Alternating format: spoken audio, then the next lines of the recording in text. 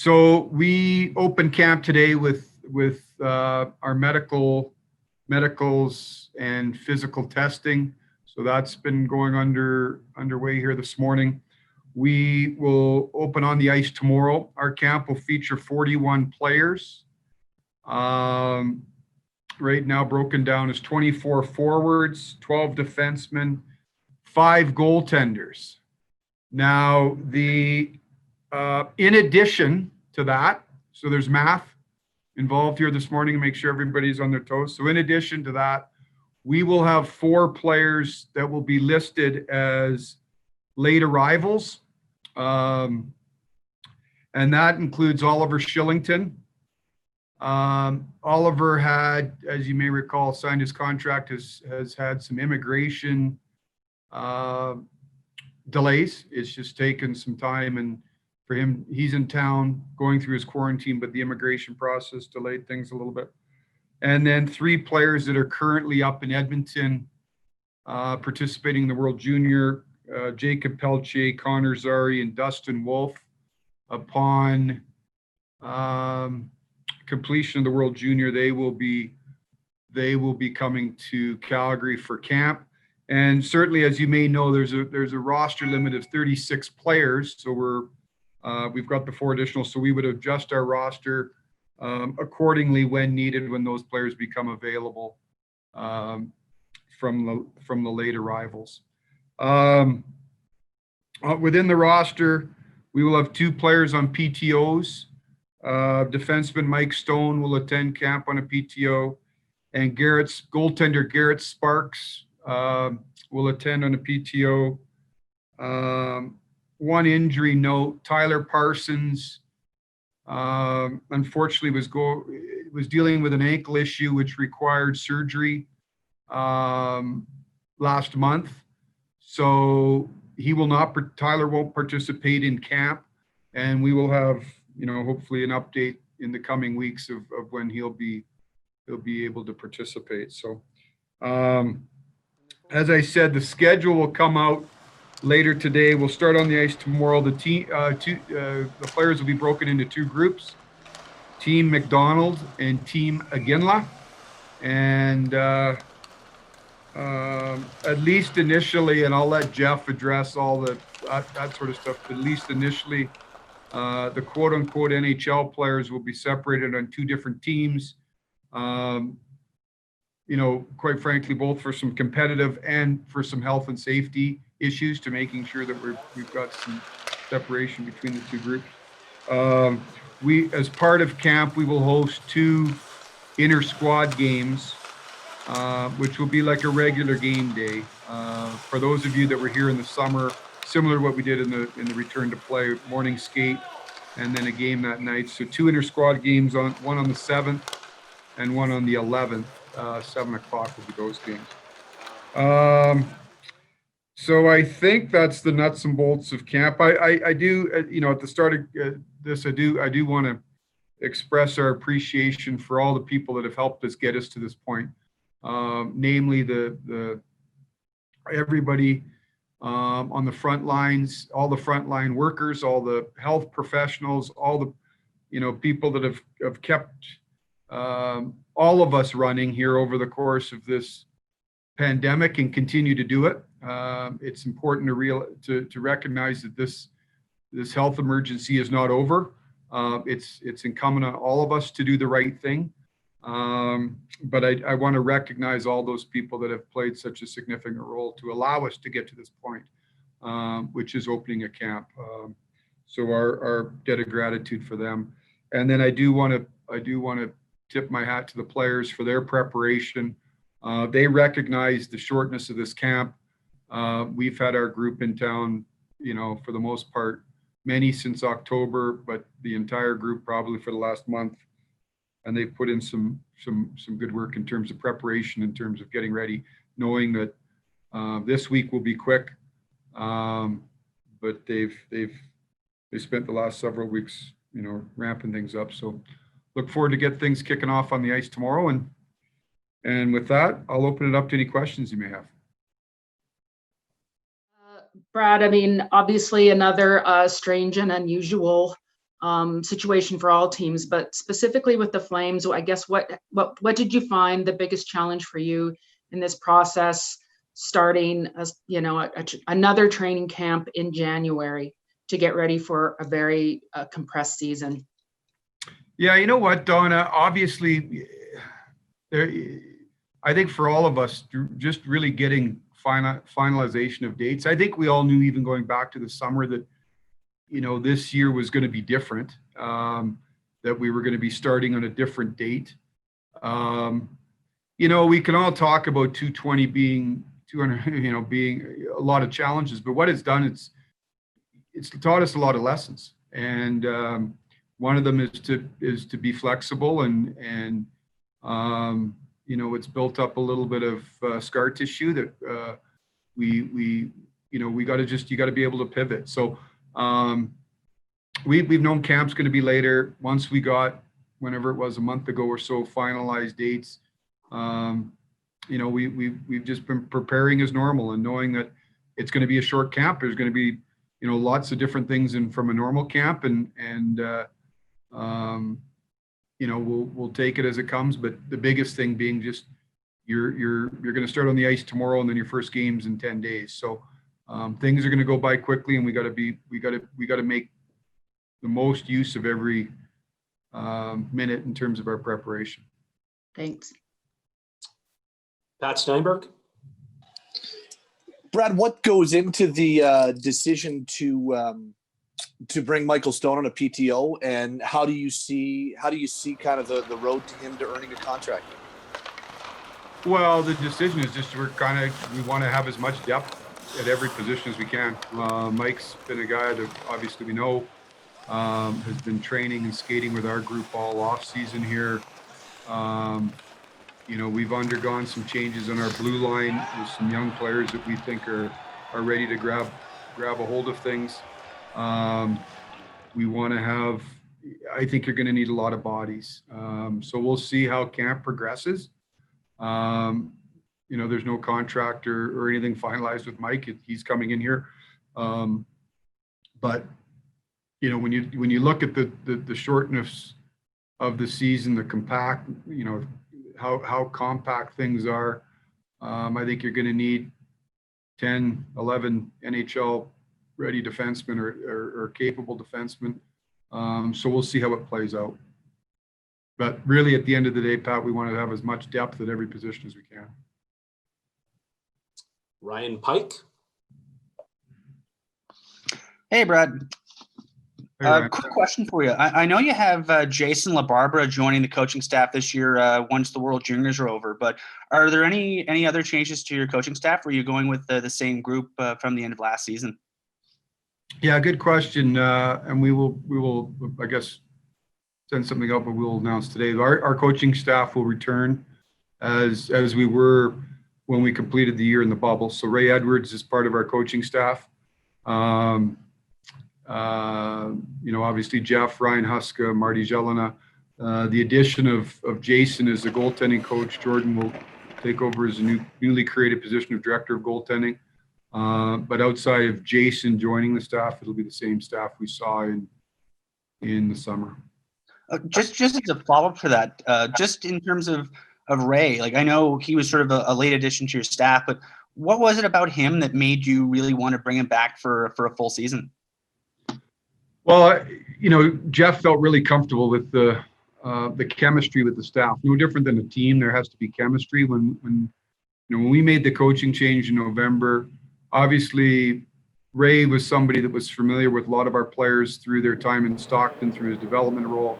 Ray's background is coaching, has been doing it for 20 plus years. Ray and Jeff did have a relationship going back, not only their time here, but coaching against each other in the minors. And so Jeff really felt bringing Ray in was an easy transition in terms of knowing the personnel, and then the fit with the group. I think one of Ray's main priorities is the power play, and I think he did a heck of a job with that. Jeff's very comfortable with that group of coaches, the chemistry.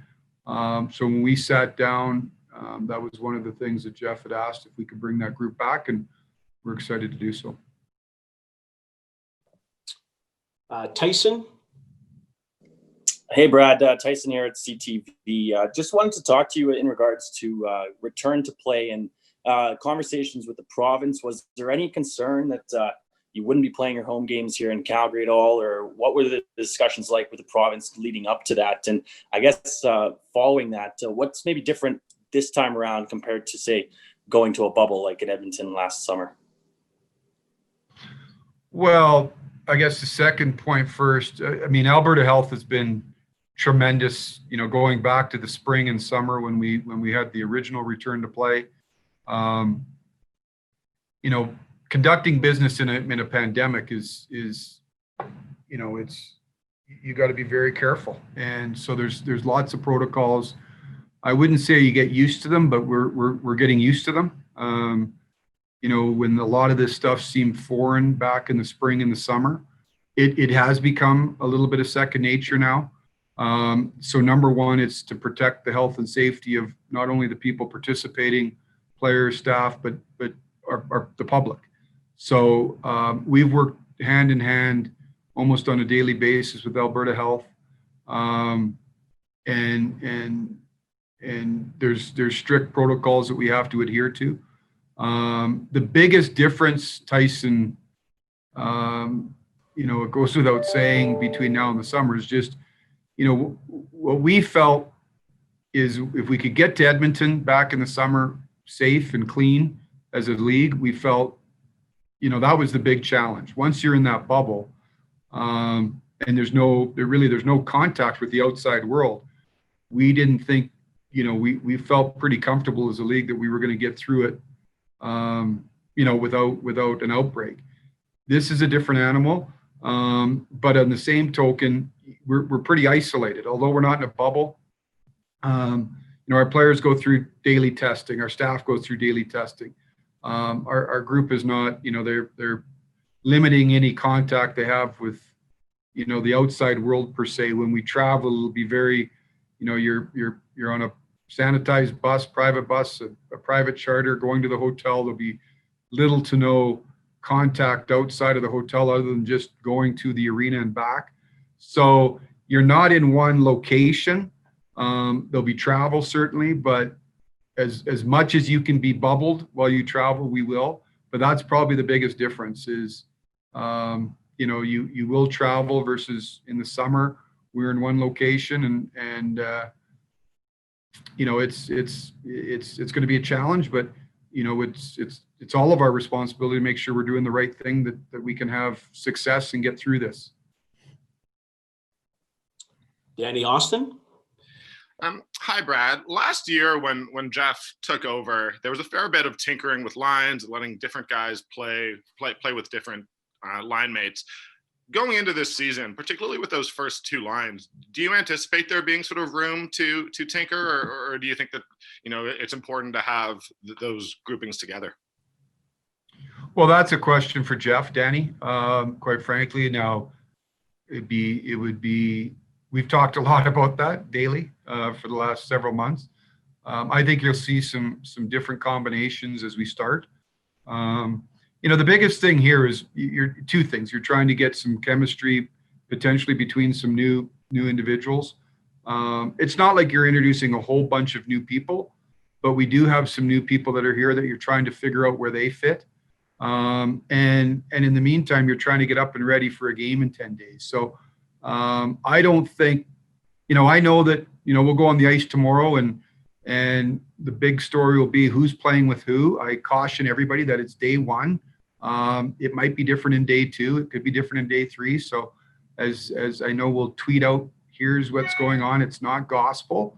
And I think that's what we'll use, you know, whether it be through training camp and even the beginning of the year. We've got some good players that, you know, we may experiment with some different things.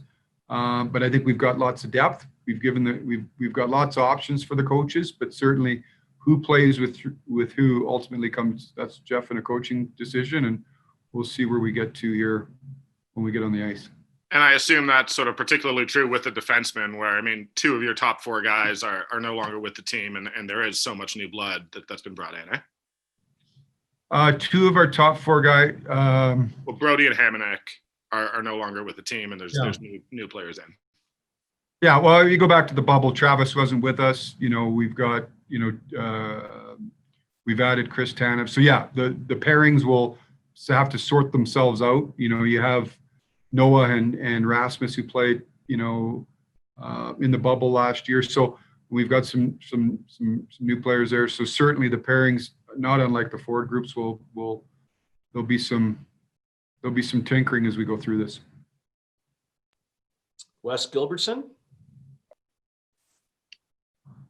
Brad, I know this is this is one of those days a year that every team is, super excited to kind of get started. When you look at your group and what you've put together, what makes you most optimistic? What makes you most excited for the season ahead?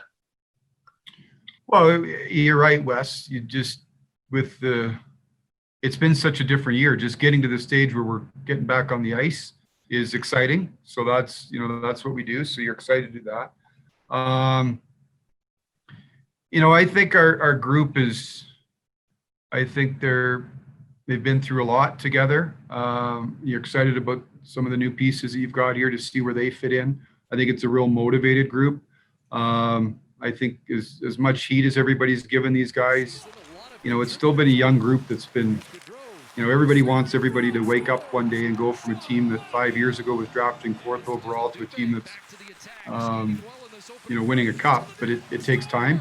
I think they've gone through a lot of steps along the process here, and they're a motivated group. So, and then all the newness of this season, right? We've got a Canadian division. We've got a season starting in January. You've got a compressed schedule. You're playing teams 2 and 3 times in a row. It's all sort of new.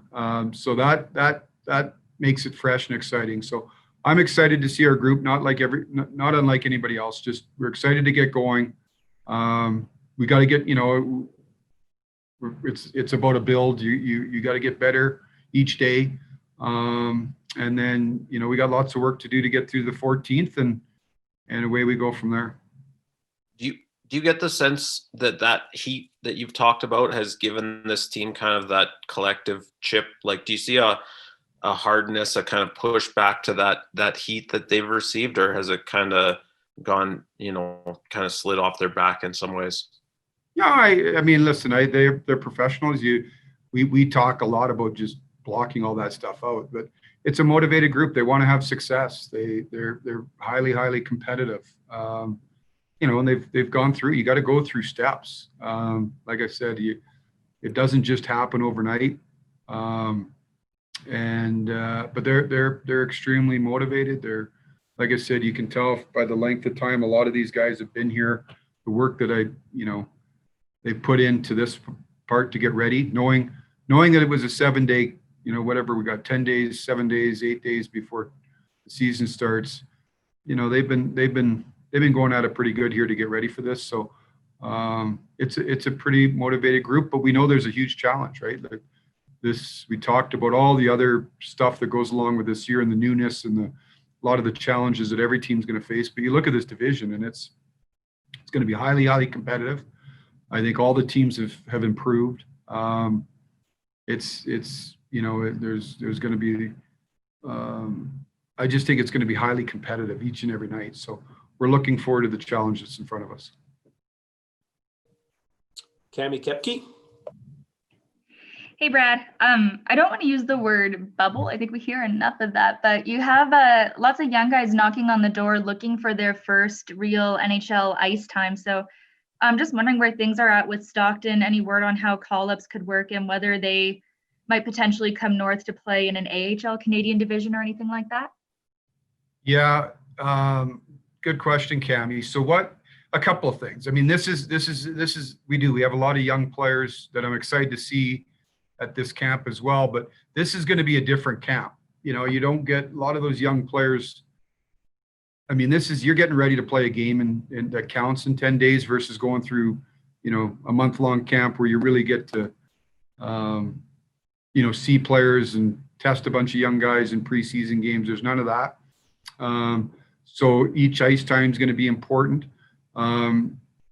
there has been some developments in the American Hockey League. Our intention is to play in Stockton, our American League team in Stockton. This week is a big week for the American Hockey League, where we see we'll get a little bit more clear direction. But as we stand here to now, it's our intention and our expectation that we'll operate in Stockton, with the American Hockey League season starting I think it's the first week of February. The way the rosters will work, Cami, is we've got our regular, you can have up to 23-man roster, and then there's a 6-man taxi squad, 5 players and a goaltender. You have to carry a third goaltender, so a five-man taxi squad. So the challenges with the border are certainly going to be things you take into consideration with call-ups. Now, there's 2 things to go with this. We want our young players playing. You want them playing games, and the taxi squad is going to be for players. And we've got a bunch of scenarios. If I flip this camera around, it looks like that scene from A Beautiful Mind when all the equations are on the board. That's what the board looks like about now, with all the different scenarios. But you've got taxi squad there if you need it. You're going to have to be, judicious in terms of watching your call-ups because of the quarantine. But ultimately, what part of this, with all the challenges of a short year, you still want to develop your young players. So, that's going to be part of this trick. And I would expect a lot of those players, rather than sitting on a taxi squad where you're not playing potentially for a period of time, they could be in Stockton. They could be moved back and forth. It's going to be a very fluid situation. Ryan Leslie. Hi, Brad. All right. Lots of talk about what you said, the newness in this division, and certainly there's been lots of talk about the swapping of jerseys. A lot of Vancouver, former Canucks, now a member of your team, and now we see Travis Hamonic going the other way. Can you speak to just how nasty some of these rivalries could get as this North Division draws closer and gets into it? Yeah, I think it's going to be really competitive. They're always competitive games. You've got natural rivalries already, and then now you play those teams 4 or 5 times during the regular season. Normally, now you're playing them 9 or 10 times with back-to-backs and all the rest of it. So I think the competition level is going to be high. I think the interest level for the fan will be great.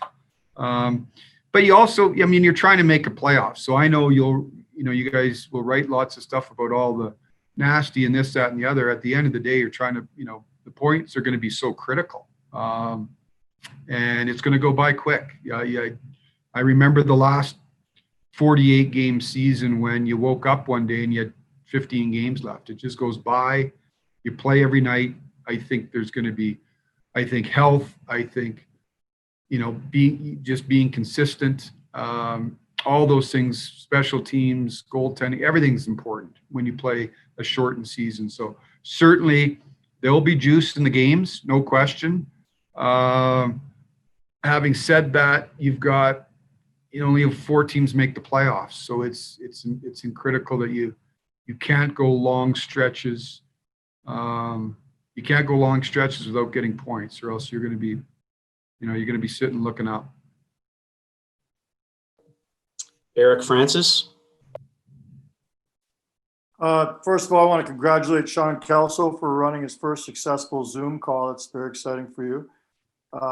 Brad, Cami touched on it earlier, just on camp being so different. Like, I don't think anyone really anticipated any youngsters breaking through during this camp anyway, because your roster is so deep with veterans. But just how different is it for a youngster who comes into camp right now and is hoping to break through, like a guy like Godin, who in a normal world might have a legitimate chance at cracking the lineup, but in 10 days, that is very different for him. Yeah, it's different because normally, Eric, you'd sit there and you got a hand, you got to be good in practice, then you got a handful of preseason games, right? Was really where you can make a marker. But having said that, you get an opportunity every time you go on the ice, right? So if you're the young player, do you sit here and suck your thumb and say, well, geez, I don't know. You go out there and you play well. And what I found with coaches, consistently with all coaches, is when you play well, they seem to like you more. If they feel that you can help them win, they seem to like you more. So what can you do as a young player? Go play well. Now, is it different? Yeah, it's different for everybody. Everything's been different here the last 12 months, 11 months. But I think just seeing them, we've had a lot of these young guys, Eric, here for a long time, since October. They've gotten lots of training. They look good. I look at a young guy like Emilio Pettersson. You talked about Glenn Godden, Adam Ruzicka, Luke Phil. There's been a lot of guys here, Zavgorodny. And they're all a little bit different. We've had a lot of guys that have been playing, some that didn't play, but they took in extra training. So it's going to be unique. I'm excited to see those young guys. Is it different for them than it would be at a normal camp? Yeah. But go play well, go show that you're ready to play. And whether it's now or whether it's a week from now or whether it's 3 weeks from now, I hope that you don't have a lot of injuries, but I would look at this and say, I'm anticipating you're going to need a lot of players over the course of 56 games and 115 nights, I think it is, or 16 nights. Go play well, and that's usually the start of where things start. If you don't play well, it doesn't matter how many opportunities you had or how many preseason games you would have had. That's the message to these young guys, and they look ready. They've been here. They're in the skates that the guys have had. I know they're pushing these guys already, so it'll be an interesting 10 days. Peter Labardius. And just one more thing on that, Eric. Like, I know the message in the camp that when we meet tonight is everybody's got a responsibility. Like, grab a roster spot if you can, but as a young person or whatever, you got a responsibility to make everybody ready for those 10 games or for the games in 10 days. So your responsibility is not only to yourself and trying to grab a roster spot, but you got a responsibility to make the players that are going to be here ready to play when the live bullets start. So it's like I said, it's a competitive group, younger or veteran. It's going to be a competitive camp. Brad, whether it's been your time in Calgary or Arizona, can you ever remember a time in your career with better internal competition for spots and more NHL ready players to go into this situation with? Yeah, it's going to be competitive. Eric touched a little bit on, a new player trying to rip a roster spot away. We'll see how that goes. A lot of the competition to me is people fighting for power play time or more ice time or where they fit in the lineup. There's, I look at it, there's probably, 15, what I would call players that can 15 to 16 deep at forward position, 9, 10 at defense. We may have another forward coming in here in the next couple of days in a PTO. There's going to be lots of competition. There's lots of NHL players. It's going to be competitive for ice time and this depth, and I think we're going to need it. At the end of the day, I think we're going to need it. But it's only, at the end of the day, it's only good if we play well and we use it as an advantage for us. But I think there certainly is guys trying to, sort themselves out of where they fit within the group, and lots of bodies for sure. Josh Clipperton. Hey, Brad, thanks for doing this. Happy New Year. Sorry if you've been asked this already, but I'm wondering what you see the trade market looking like this year. With you're going to be playing 6 teams, so you don't want to trade with guys you're playing against, battling with, plus the quarantine. I mean, we know that could change, but just how do you approach that? And are we going to see any trades at all, do you think? Yeah, good question, Josh. Happy New Year to you too. It's going to be different. You talk about, you've got, you've got the teams in the East that we, within the Canadian division that you normally wouldn't be in a division with. Does that limit, trading partners? Yes and no. If there's a fit and you feel it helps your team better, I've never been one to necessarily shy away from that, but that's probably doesn't help the trade market. And then I think certainly the quarantine period. I think probably more than anything, Josh, you may see, I would anticipate the trade deadline activity maybe moving up a little bit of time. Not the actual date, but when a lot of the transactions, if there is transactions, take place, just to cover off that quarantine. So certainly something we're going to have to take into consideration. Does it limit the trade market? It might.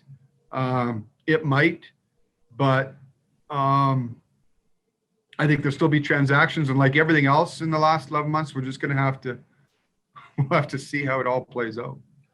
Just in terms of the bigger picture, can you just speak to the optics of playing games and traveling and going province to province in the middle of the pandemic, when the population is either strongly advised against or restricted from doing those very things? Like there's a lot of people that are happy that hockey's back, but there's going to be people that say this isn't fair and it isn't right. What would you say to that?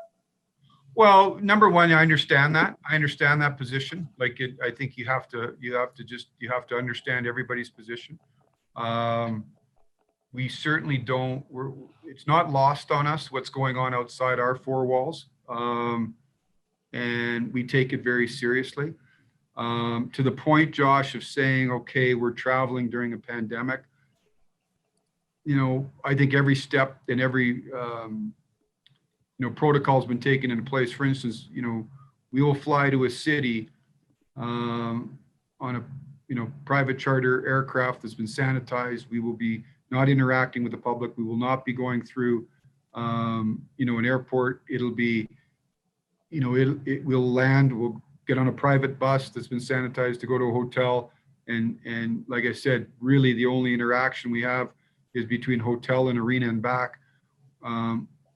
So I would look at that and say people can get on an airplane today and fly to Vancouver and interact. And I think that there's more, could be more risk of contracting or spreading than what we will be doing.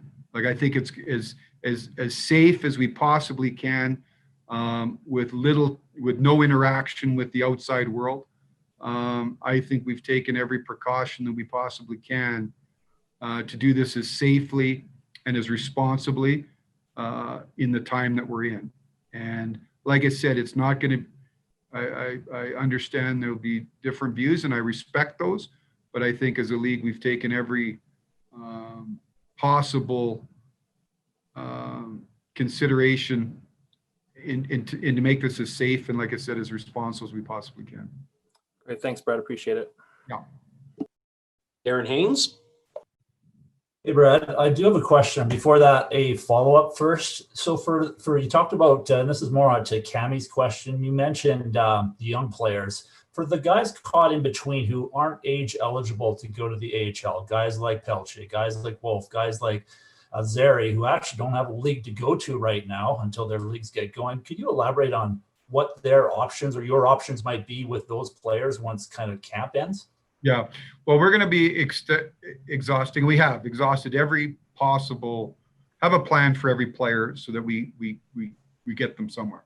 We anticipate right now, Darren, for let's use contracted 18 or 19-year-old players who normally would not be eligible for the American Hockey League. If their league, and we'll use the Western Hockey League in Connor's area as an example, if their league is not in play or playing or up and running, those players will be eligible to go to the American Hockey League. So we feel that we can cover off, we think we can get homes for all of our players. So you have the NHL players, you have, the group that'll be here. We have a group in Stockton, and then we've got the amateur group that may not be having a league to play in, or their league's not participating. We think we can find them all at home. Gotcha. Okay. And my question is, what's the single thing, or is there one thing that fascinates you more than anything about all the weird nuances of this 56 game season, whether it's the North Division, that you're just kind of fascinated to see how it will play out? Yeah. Well, everything for me is you, like I said, you've got those rivalries. I think it's controlling your emotions is really going to be important. How these series set up, like how the series set up. It's like baseball. You can gain ground or lose ground quite quickly when you're playing the same teams over and over again. The compactness of the schedule and just how you use bodies. Jeff and I have spent a lot of time here talking about even how you set up the practice schedule. Our schedule, and I'm sure most of you have seen it, is unique in the sense that we play a game. We play 3 games, and we got the longest break of our season, 3 games into the season. How do we manage our practice time? I think morning skates are going to become critical in terms of some teaching time and practice time. So long and short of it, all of it is you're trying to look at every possible area. How do you get it? How do you get an advantage? Some you haven't gone through it before. Like I said, the 48 game season was a little bit similar, but different, right? You didn't have this divisional play. You didn't have no fans. You didn't have playing the same teams over and over again. So I think there's going to be a lot to it. I think just the things that's going to happen fast. You're playing really, really good teams. It's going to be competitive. And like I said, I think we recognized even going back to the summer that we felt this year you need depth. Not knowing exactly how it was going to play out. We thought it was going to be a compact schedule. And you need depth, and I think you're going to need that. Brendan Parker.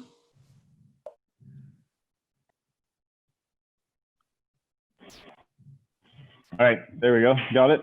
Hey, Brad. I was actually going to just kind of ask you about that in particular, is just how much time you guys have spent on, I suppose probably more so even the early part of the schedule, and just how you're going to kind of manage that recovery time. And do you have to be flexible as this season kind of goes on, just kind of taking cues from players, or what does that look like as this early part of the season goes on, as you're trying to, get everything gelled together and yet still watch that rest and recovery?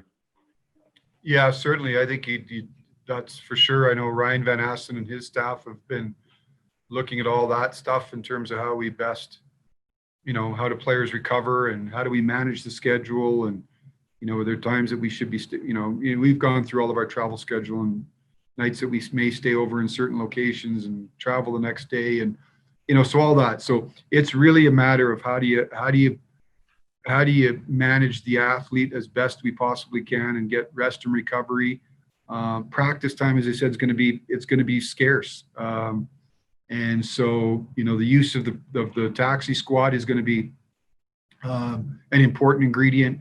The use of your farm team of when call-ups come in, all those types of things. So we've got ideas, we've got thoughts, we've got a whole bunch of plans, but it's like anything else, until you've chartered the course, there's still some unknown. So, but those things in terms of rest and recovery and managing workloads will be important.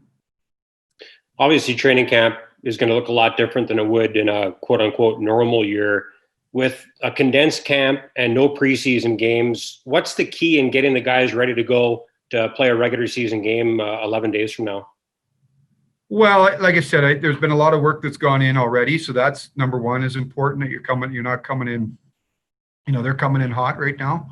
And then just using this time. I mean, all sorts of game situations are important. Competitive situation are important. When I say game situation, it's not that you have to scrimmage and play games. Sometimes in a camp situation, when you scrimmage and do those things, the level, the pace and the level of play drops quickly. So it's trying to manage getting all the work in you get, but keeping your pace high, keeping your work rates high, getting rest when you need it. As much as that sounds, we've been off for a long time. You can't just come out and bury everybody for the next 10 days and expect that they're going to be at their best on the 14th. So a lot of high intensity drills and game-like situations, as many as you can. Like I said, we've spaced out a couple of inter-squad games, which will be very, very important. But every ice time, Derek, that we can't waste ice time. We can't waste time on the ice. It's critically important. Our guys know it, and I think they're eager to get going. I mean, they're like us. They've been sitting around, but this is what they do. They're used to being at this for a couple of months already, so they're itching and ready to go. Salim? Hey, Brad, Happy New Year. Happy New Year, Salim. I'm just wondering, a couple of the guys have mentioned that Milan Lucic has been sort of a good leader for them. He's shown them how to do things and the approach of being a professional. Where are you hoping that your veterans how do you hope that they lead during such a strange time? Where are you hoping that they tell young players during this season, and what impact are you hoping that these veterans have on the younger guys? Well, number one, we got a really good group of veterans, and even being around the new players that have come in that are veteran players, the Tanevs, the Markstroms, I think we've got a great, it's a great work culture that they have. Like, you look at those players, Giordano, Lucic, Tanev, Backlund, they're all workers. They're extremely dedicated athletes. So that the number one thing that they teach our guys is how to be pros on a day-to-day basis. Those guys are all everydayers. They do it every day. I've had a chance just to watch from afar, just even watching the young players that have been here and following their lead. I mean, Mark and Milan and Chris and all those guys, we opened up our facility. I think it was the second week of October that you could have opened up your facility. They've been here basically every day but weekends since. And that group of young players has learned how to train, how to eat, how to look after yourself, how to, all those types of things. So I always find the best leaders aren't always the people that talk the talk. It's who walks the walk. And if you can just look across and watch somebody doing it right, that's a great example for you. So number one, it's that. It's a very good group of veteran players that are committed to their craft and do it right. Pete Labardius, you have another question? Yeah, one more quick one, if you don't mind. Brad, how have you felt about the kids at the World Junior, with maybe just a little extra focus on Yan Kuznetsov and how he's played? Yeah, I think all of our players have performed very well. With Jan, he's a young player. Like, he's a young player for this tournament. He's a young player, was a young player in the NCAA, but I like his range. He's big, he's mobile. For a guy the size of a fridge, he moves well. He gets back for pucks. He covers a lot of ice. You can see even in his battles, he's going to get stronger. He's still got some boy strength right now, but he'll be able to lean on people, moves the puck. I've been really impressed with him. It's going to get some heavy lifting now. Like, he's through the first part there. I thought he's played well, but you get into the big boy games now. So I think these are going to be great tests the next, certainly, tomorrow night's game. So good for him. I've been really impressed with him. And all the guys have played well. You look at Dustin when he's gotten an opportunity in there.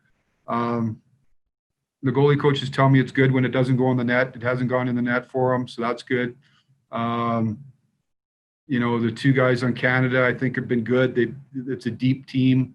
They've sort of bounced all over and played all over. I thought both have had chances. Both have been noticeable players. I think for all of them, it's just been a really, really, as we say all the time, playing in this tournament is a great experience. So good for all of them. And they're all still playing. So that's good when you get through quarterfinal day that you're all still playing. So we're bringing 3 of them, right? And they're on 2 different teams. So somebody's going to be pissed off when they get here. I just don't know which one it's going to be. So somebody's going to be miserable, we'll see who it is. Okay, we'll wrap up with Cami Kepke. Just a reminder, we will have Coach Jeff Ward at 12 noon, but you will have to log off and log back in with the same link. Okay, Cami, we'll finish with you. So you still have a few more months until you really have to worry about this, but how big is the expansion draft looming in your mind right now?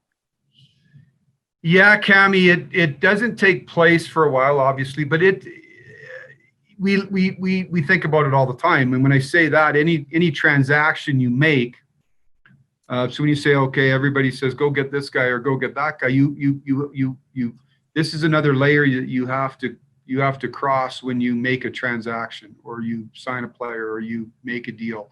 Is how is it going to affect you come expansion? So not a front burning issue, but certainly, for the last year or two, or whenever we knew that there was going to be a team coming in, you play that out in terms of if you add somebody, how does whatever asset you give up to get somebody, and then do you have to expose somebody else? You have to take that into consideration in your transaction. So